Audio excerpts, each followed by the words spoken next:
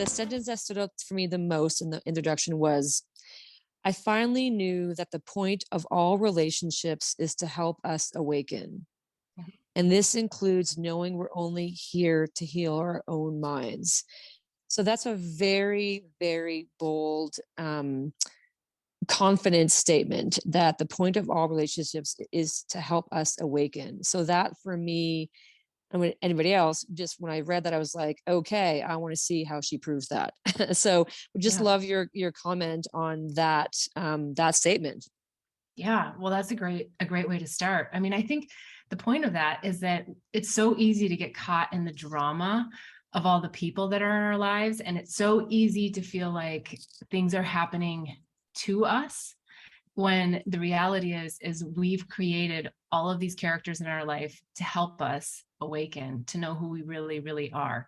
And so it is a journey, and it takes, I think, a lot of inner work and inner bravery to really take full responsibility for whatever's happening in your life, whether it's something that's happening with a person, a place, or a thing, a job, a romantic relationship, because it's hard when shit gets real and things get difficult, to go, I'm creating this, really? Like, I'm creating this? That doesn't make sense. Like, why would I create this for myself? And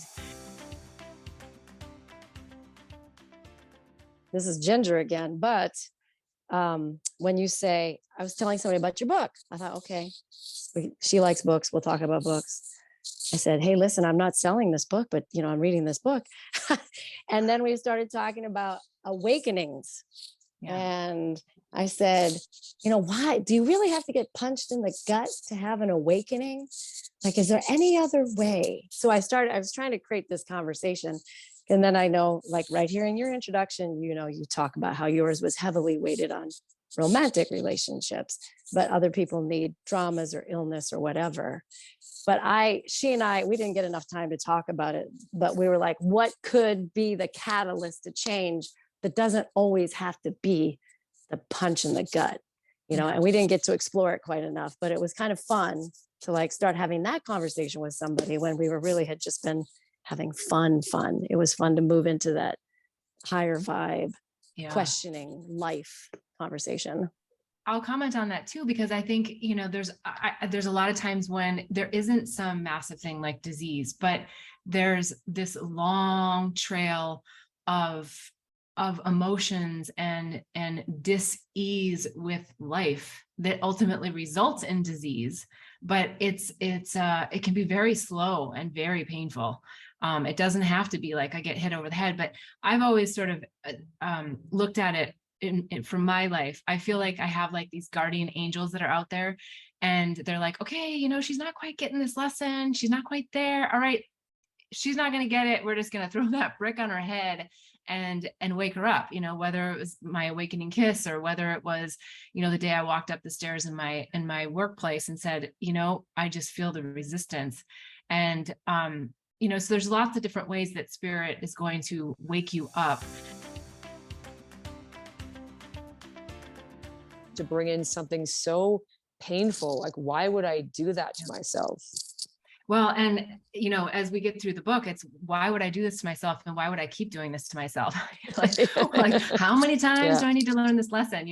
I think there's a lot of times in the book where people go, wait, she did that again, and as an outsider, even looking at it, be like, yeah, I swear I would not do that. That would not happen to me. I would not go back. I would not, go for more.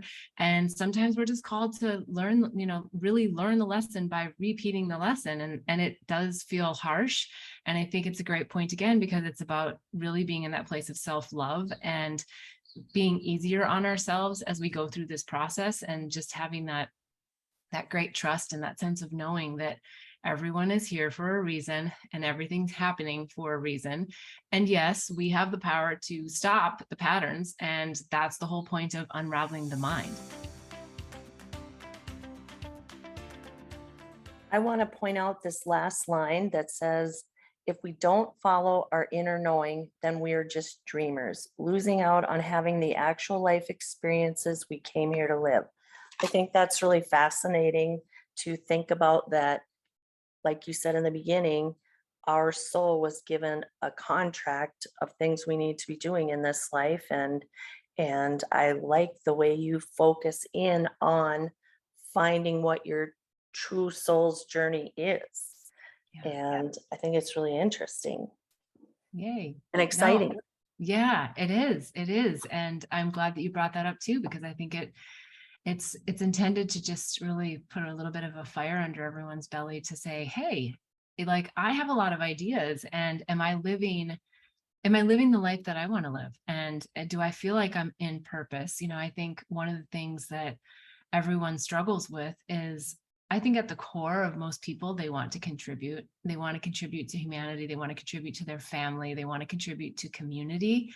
And I think a lot of times we don't get that opportunity for whatever reason. And there's just a lot of times when we can make a shift that helps us be able to contribute in a way that giving and receiving becomes the same, right? We've all been in that moment where giving something brought us greater joy than actually receiving. And so it's always finding that balance and being in the sweet spot of our soul's contract. So thanks for bringing that one forward.